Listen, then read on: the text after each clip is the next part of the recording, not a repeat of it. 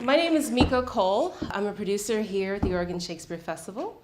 My gender pronouns are she, her, hers. And I'd like to welcome you to this ceremony honoring Bill Rauch and his contributions to the progress of equity, diversity, and inclusion in our theater.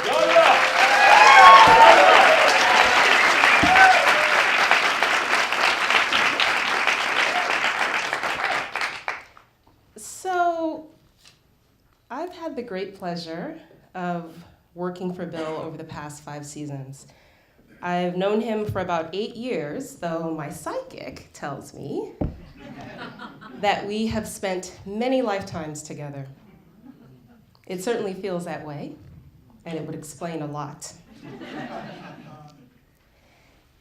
It would explain why my heart stopped when I saw his name in my inbox for the first time in 2010. Why I believed him when he described his vision of a more inclusive theater. Why I moved my family across the country to go on this crazy-ass ride called working at the Oregon Shakespeare Festival. It would explain why no matter how terrifying the ride has been, I've always been grateful that we were on it together. Bill and I love the same questions.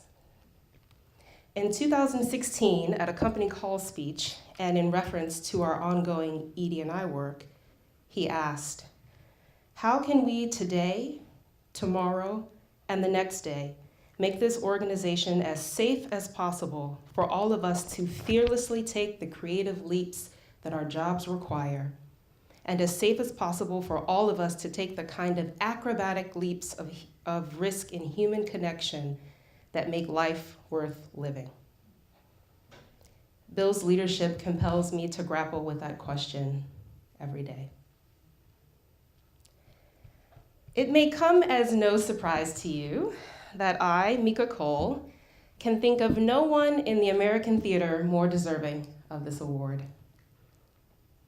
Okay, no white man in the American theater more deserving of this award.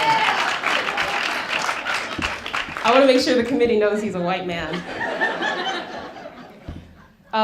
The fact that he's a white man at the helm of a major theater institution makes his contributions so improbable.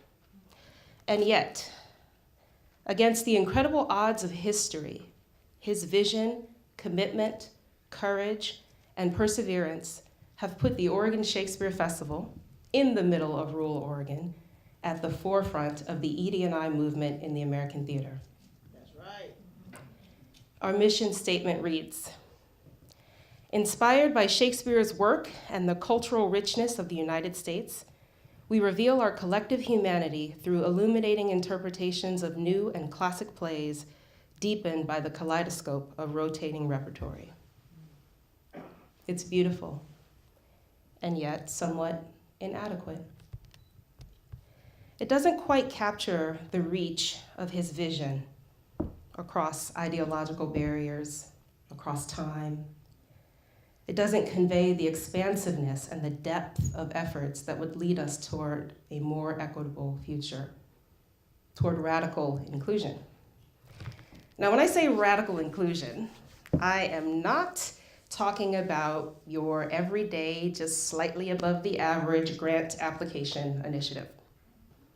I'm talking about the kind of rigorous inclusion that daily examines the practices, policies, processes, procedures of a predominantly white, cisgendered, able-bodied, English-speaking institution and dismantles those things that work in opposition to our values.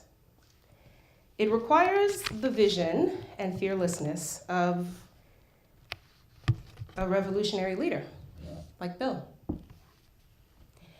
It was Bill, the revolutionary, who, in collaboration with Associate Director of Audience Development Hedda Casillas, co-authored OSF's Audience Development Manifesto, which declares our commitment to age, socioeconomic, and racial diversity and diversity of ability. Bill understood that his work required one of the best community organizers in the country, so he hired Carmen Morgan. He affirmed and supported the creation of identity-based affinity groups that would meet and strategize on dismantling systems of oppression on company time, a practice that most leaders would be afraid to endorse. It was he who said, referring to OSF's ED&I work, "If you've worked here a while, it may not be what you originally signed up for, but it's a key part of your job now, period." Under the leadership of Bill Rauch, OSF raised a Black Lives Matter flag and a pride flag over our signature Allen Elizabethan Theater.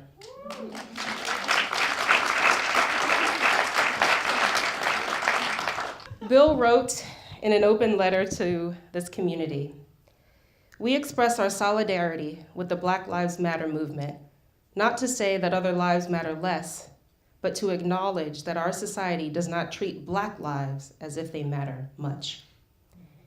He created a director of equity position whose primary focus is to keep the organization accountable to its stated values.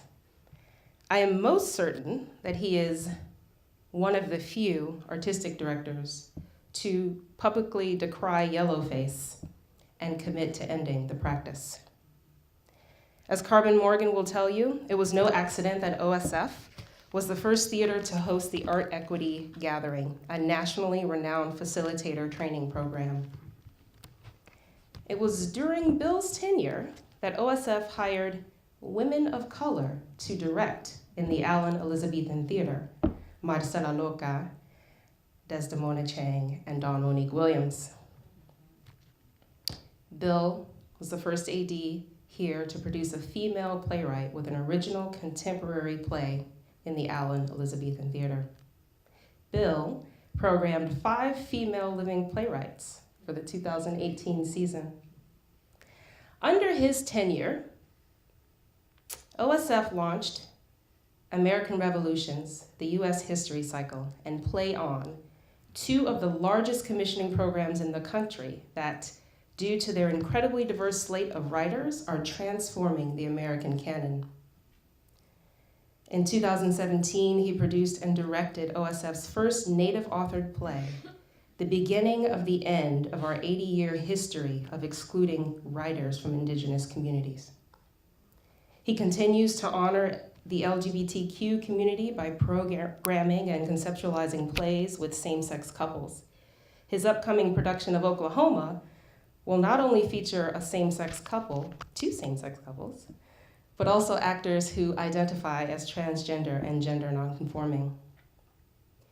Our acting company is one of the greatest expressions of our values.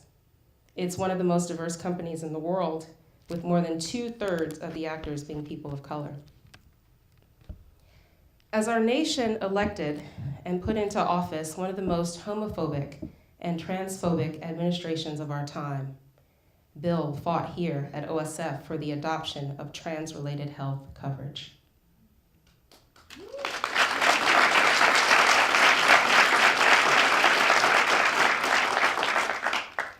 Bill mandated equity, diversity, and inclusion training for the entire staff, a first for the organization and, dare I say the field. Where do they do that at? Where do they do that at?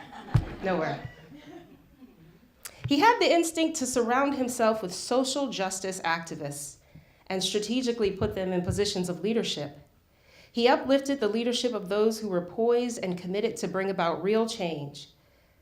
The fight for diversity, equity, and inclusion is hard won, but it would be indefinitely harder without the activism of so many.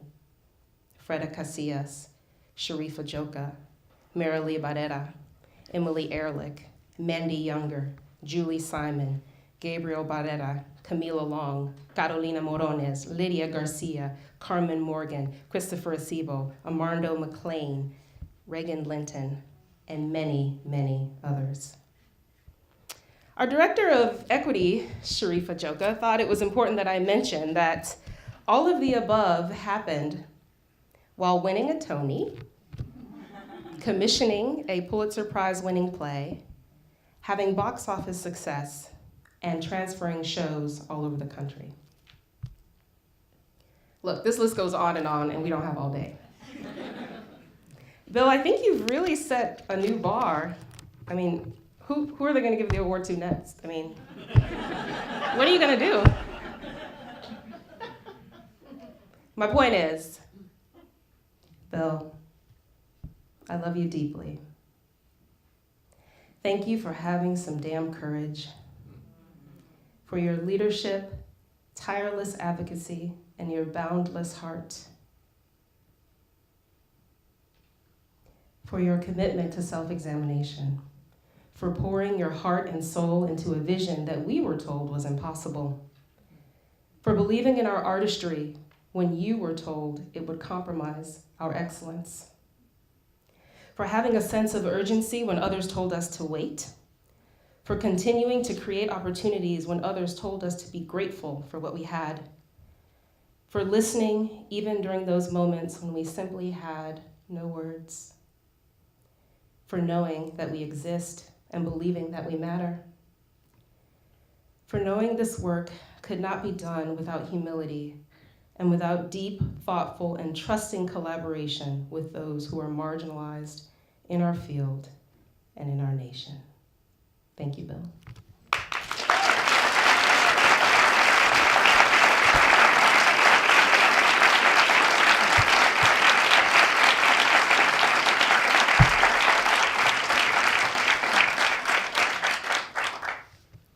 I would like to welcome my dear friend, colleague, and our Director of Equity, Sharifa Joka, to the stage.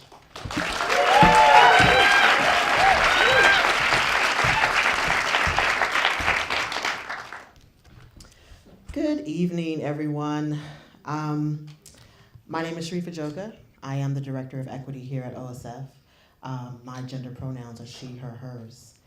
I have the distinction of reading a statement from the Honorary Judge Darlene Ortega, who is the chairperson of the ED&I Committee of the OSF Board.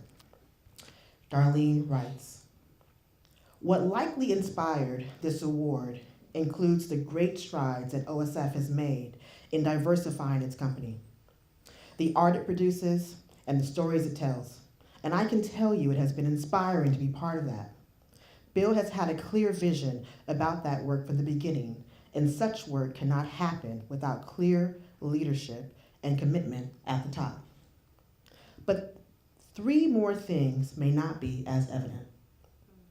First, Bill knows he can't do this work without building relationships with people at the margins.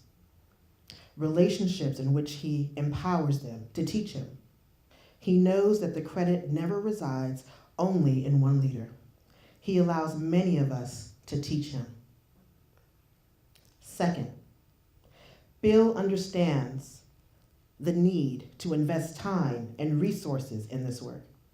He knows that good intentions are nowhere near enough to disrupt long-standing structural barriers, and he commits to the resources needed to begin the work of change. Finally, Bill takes good and necessary risks.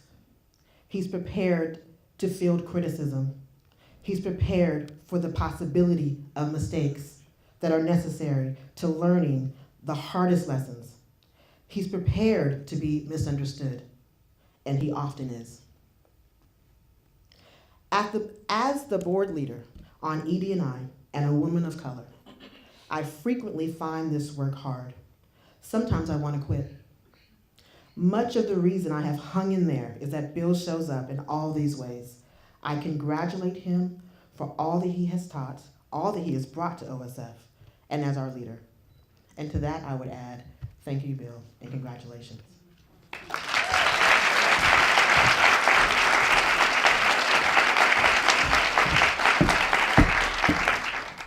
At this time, I'd like to invite OSF Acting Company member Armando McLean to the stage.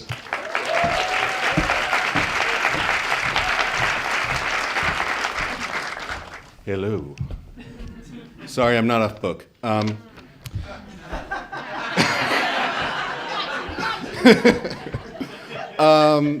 Yes, my name is Armando McLean. My gender pronouns are he, him, his. And it's you know, I've been a proud member of this acting company for the past 4 years.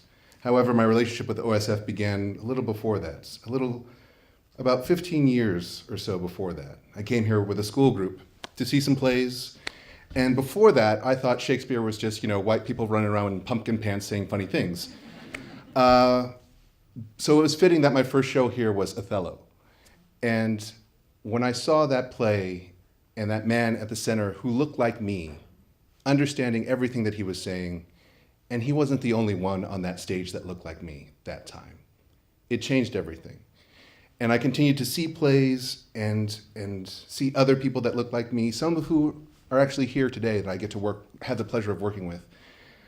And it was at that moment that I fell in love with Shakespeare, I fell in love with live theater, and I fell in love with OSF.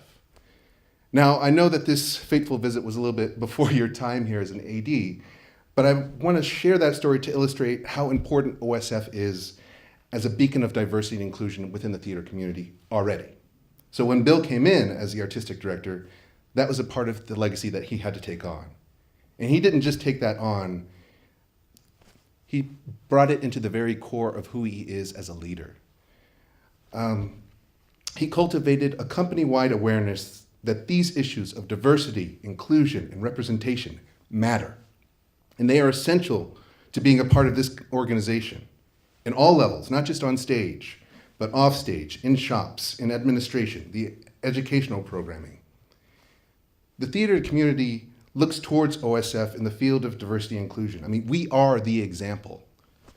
And Bill knows more than anyone that it's easy to say something, but to actually do it is an entirely different story.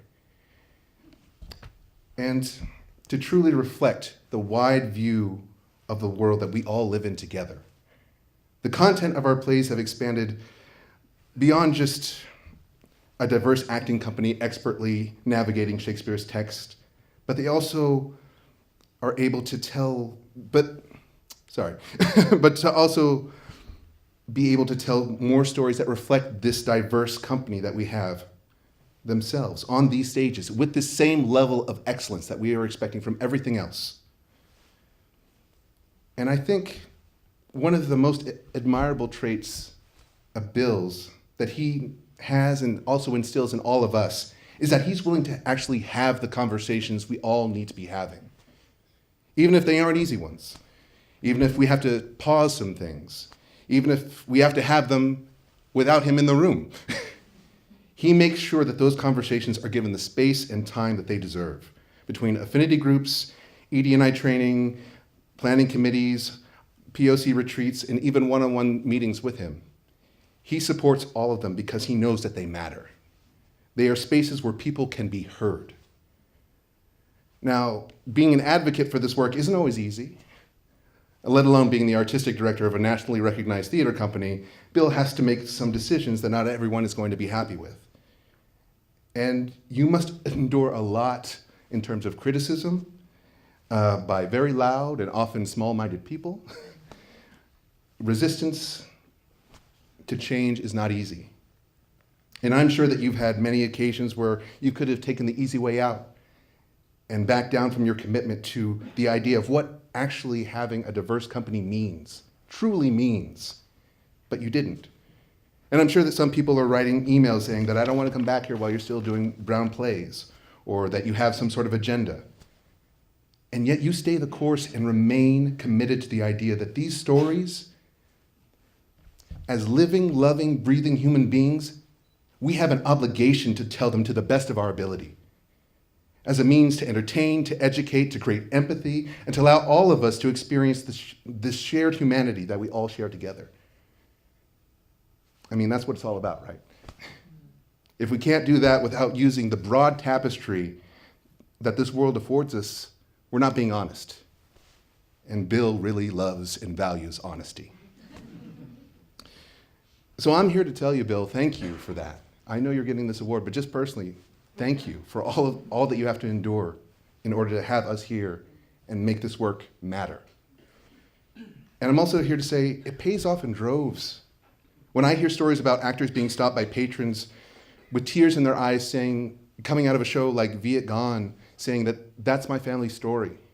When I see the amount of discussion and political activism that audience members take on after seeing a show like Row or The Great Society or Sweat, all these things occur under your leadership and guidance. And so as OSF continues to be that beacon to other theaters, inspiring more and more people to see themselves on stage, I know I feel a lot better having someone with the clear vision, the strength of commitment, and as open a heart as you, Bill Rauch.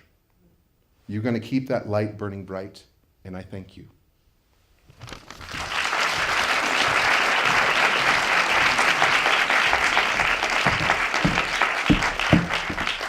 Everyone, OSF Acting Company member Lauren Modica.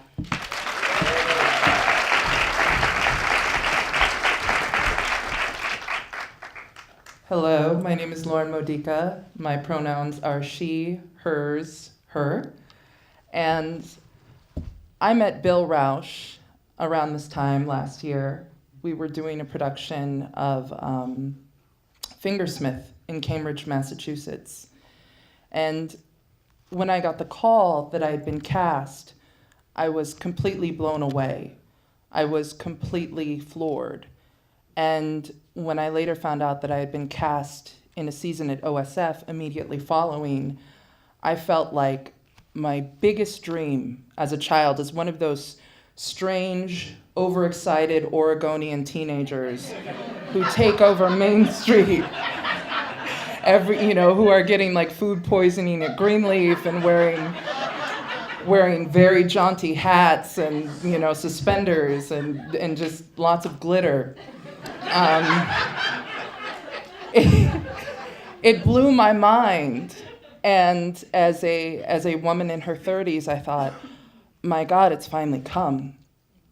And when that news was shared, the reaction that I heard most often was, well, of course, because they're so diverse. Of course you would work there. Of course. And so for the first time in my life, the things that had stood in my way in every casting meeting, in every interview, in every school application, were being tossed aside as the reason that the rope was unclipped.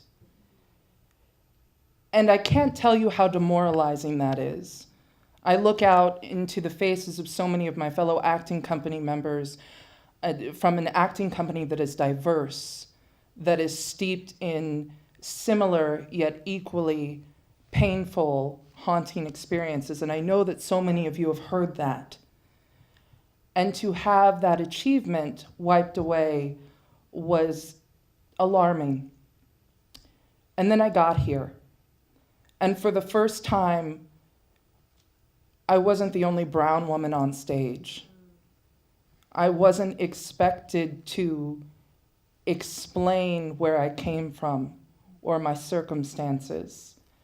And I have to thank Bill Rauch for that, because your determination to stand up for this ever-changing art form is breathtaking. Your refusal to give in to what might make audience members, what might make company members, what might make people in this world comfortable is a dangerously bold move when so many people seem to be concerned with one-size-fits-all art, how to access the broadest set of tastes.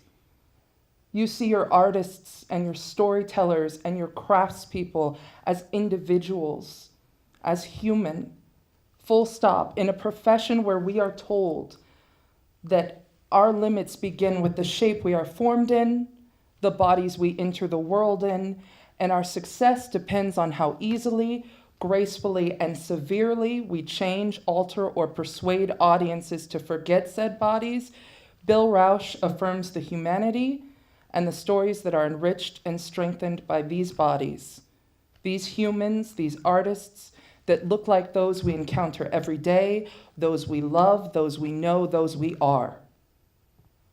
Last year, when facing a situation where my physical form was pinpointed as a problem and a reason, an excuse I sat across from Bill and listened to him tell me that he had brought me here, cast me not because of said body, but not in spite of it either, to have one of the most powerful, empathetic, and humane arts leaders in our country and world erase those fears that every diverse performer might carry, that we are a quota, that we are a grant, anything other than an artist.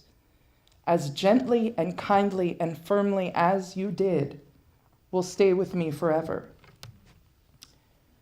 Bill Rauch is a giant who stands tall in his commitment to our country and artistic company, to tell the stories, to cast the artists, to reflect back our own families, lives, and relationships. That bravery is tested every season. Dear Bill Rauch, I am very offended.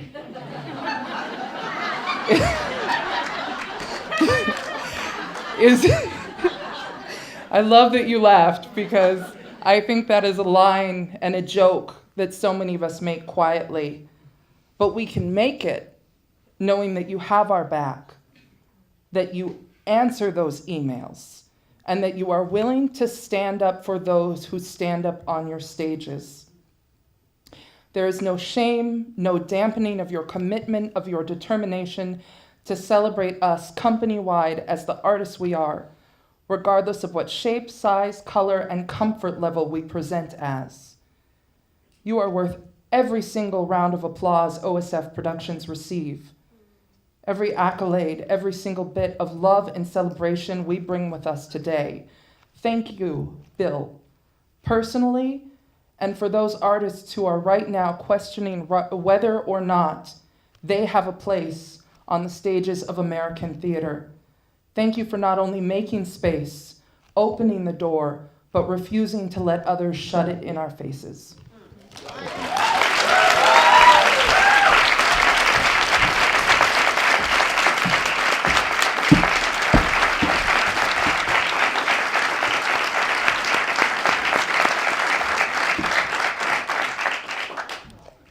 Thank you so much, Lauren and Armando. Folks, we are really lucky to be joined by representatives from Actors Equity Association. Thank you all for coming out all the way to Ashland, Oregon.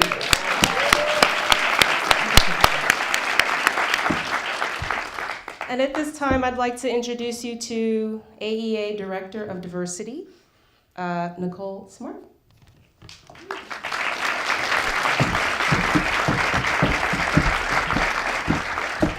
Hello, everyone. Pardon me while I get my script here. Good afternoon. Thank you for being here. My name is Nicole Smart. I am the Diversity Director for Actors Equity Association, headquartered in New York City.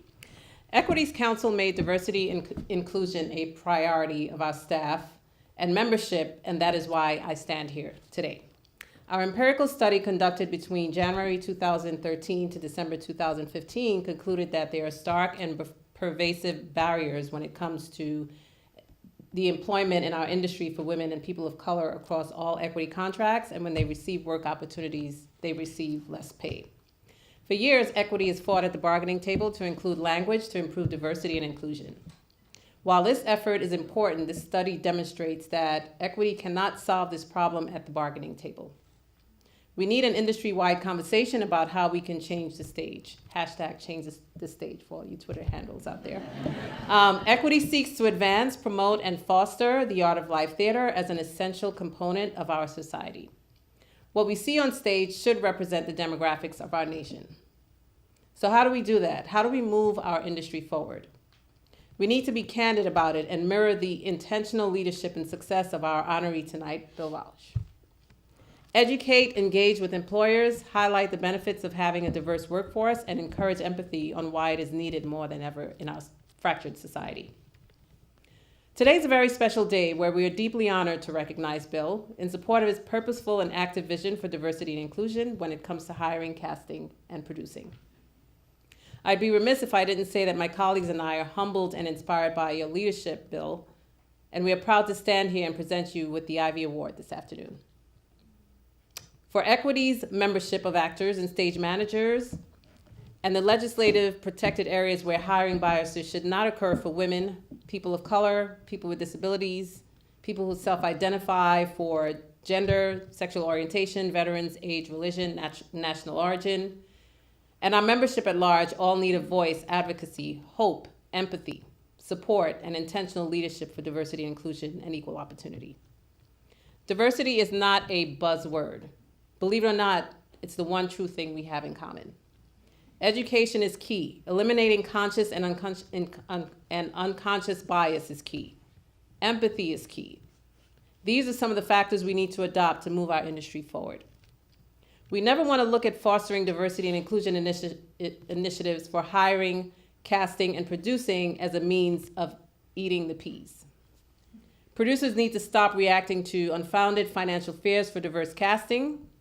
As you know, equity is unable to mandate casting decisions, but we also can't negotiate our way out of the solutions. Theater inspires, and directors and writers need to imagine the world of a play in a diverse way. We need to change the mindset of expectations of women's roles in the workplace. There's still traditional thought that exists that impede women from progressing in their careers because they are the caregivers for their families. The beauty of diversity is that it is the understanding and acceptance of each of our differences with empathy and embracing and celebrating them.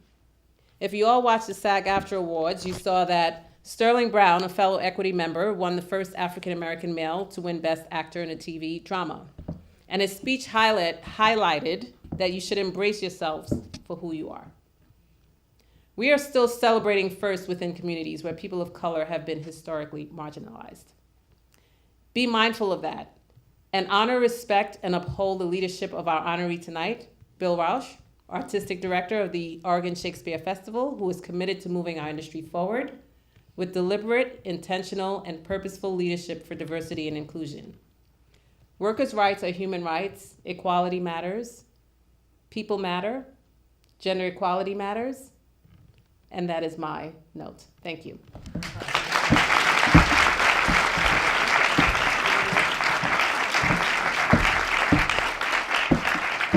And now, Equity's National Council, second Vice Chair of the Equal Employment Committee, Barbara Roberts, will say a few words as we present the award to Bill Rauch.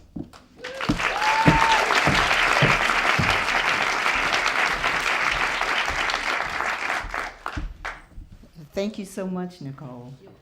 I am so happy to be here. Thank you. Good evening, OSF.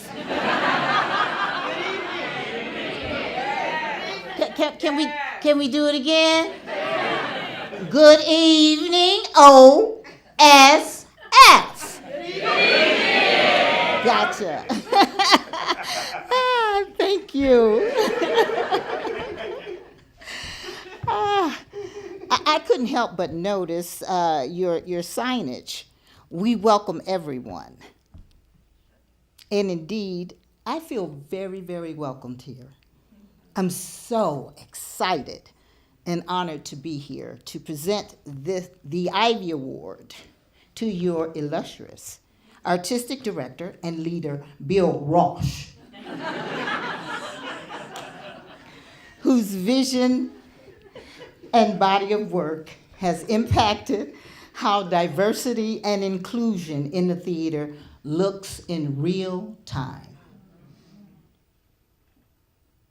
The Ivy Award, named after actress, activist, and former equity counselor, Ivy Bethune, recognizes theater professionals, organizations, and activists in Actors Equity Association Western Region who have shown extraordinary support and encouragement of diversity, inclusion, and social justice in their hiring practices, casting, storytelling, producing, directing, programming, and advocacy. Miss Ivy, as we respectfully called her, through her decades of activism and tireless work in advocating for diversity and inclusion in the theater inspired our EEO committee in the Western region to create this award in order to acknowledge and honor those who exemplify her work.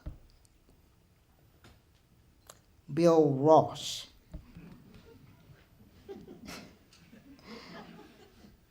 is that person, an artist. Bill creates new work that illuminates the realities of what's happening in the world, addressing social change, civil rights, and labor movements. He stands up for tolerance and acceptance in the theater and also in the larger community. He is a fearless advocate for social justice, dedicated to including and shining a light on all humanity in his work. He exemplifies equal opportunity in his hiring practices, engaging with storytellers from all walks of life, and seeking out those voices that are all too often marginalized or ignored. His programming mirrors the realities of what's happening in the world, holding up, as Hamlet asked of his players, a mirror up to nature. On behalf of Actors Equity Association and the Western members of its National EEO Employment Opportunity Committee, I am thrilled to honor Bill Rauch with this year's Ivy Award.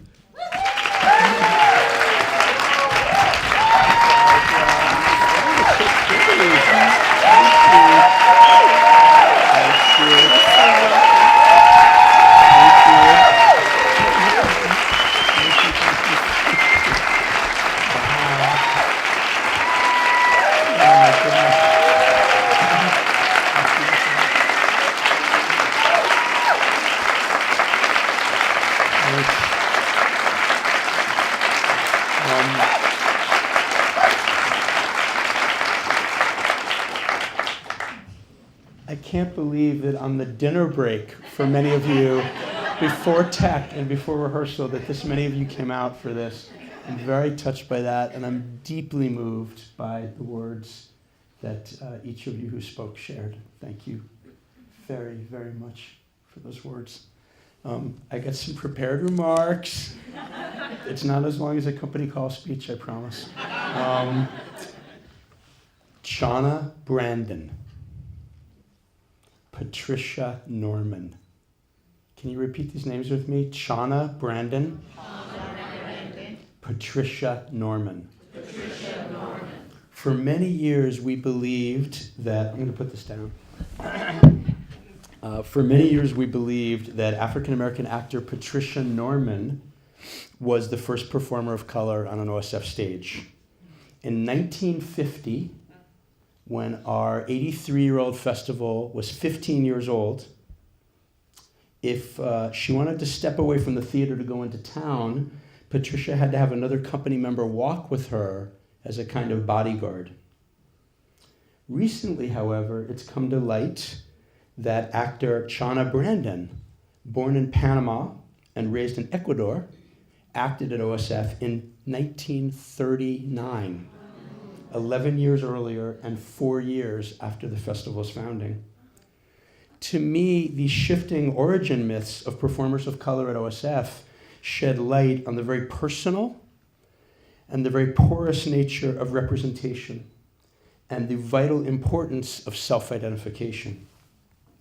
As far as we know, after Shauna and Patricia, only 3 additional performers of color would be part of the company for the next quarter of a century, including Seong Ha Ria as the first Asian American artist to perform on this campus as a green show artist in 1961, and Ernie Stewart as the first African American actor to play Othello in 1973.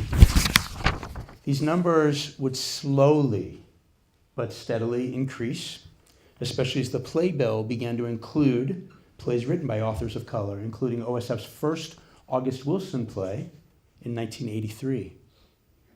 Danny Frischman, a person with dwarfism, played Caliban in The Tempest, and Appomattox in Timon of Athens in 1978.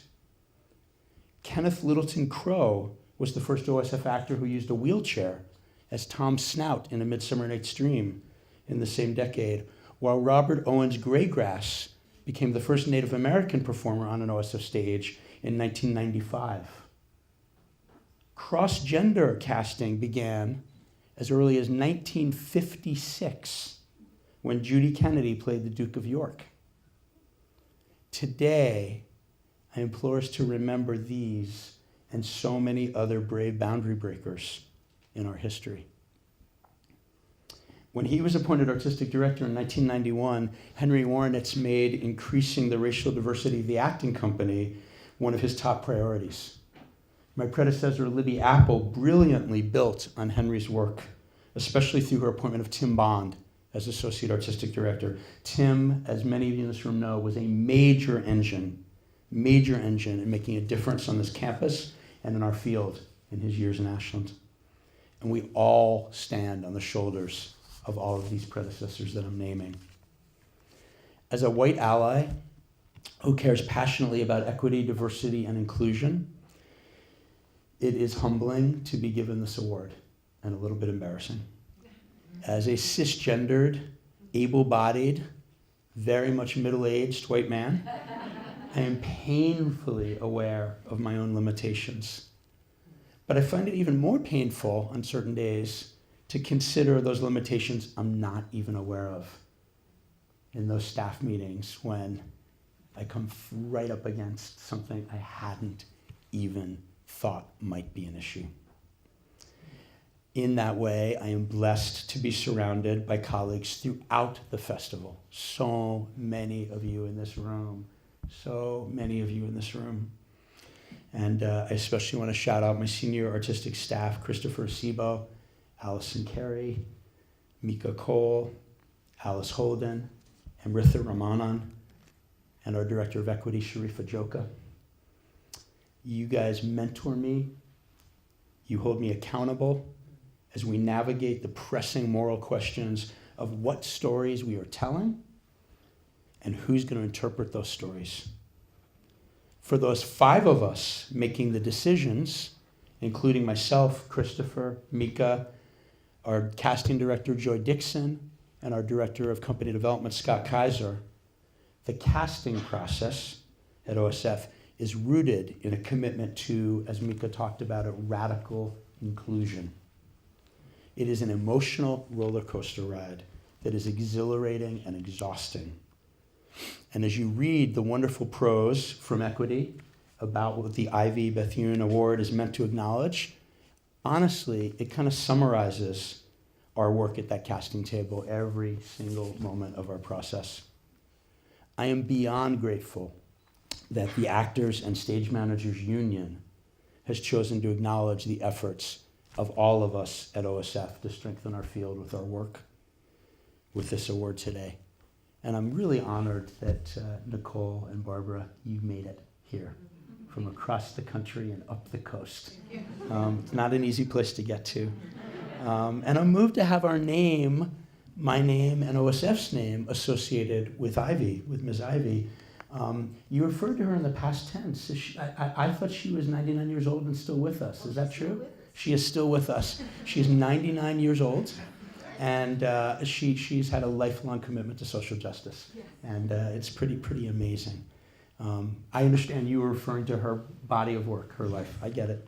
But let's be clear, right? Even as I'm honored to hold this award, the real heroes in the OSF diversity saga are Chana Brandon and Patricia Norman, and every performer and company member of color, every woman, every disabled artist, every queer person, every single one who has ever feared that there's not a place for them at the table in the American theater, who has followed Chana Brandon and Patricia Norman and made countless personal sacrifices to navigate the very particular challenges of living in rural Southern Oregon.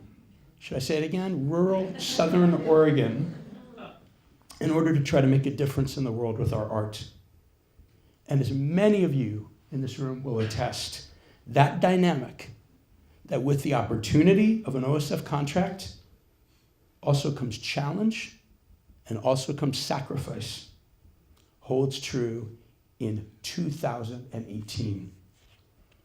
How would Shauna Brandon feel about how far we've come today? How can Patricia Norman's courage inspire us to make tomorrow better than today? So in closing, I really, really ask you to join me in thanking all of you in this room and everybody who's not in this room who are making the biggest difference of all, sharing your extraordinary gifts with our company and with our audience. Let's hear it for all of you.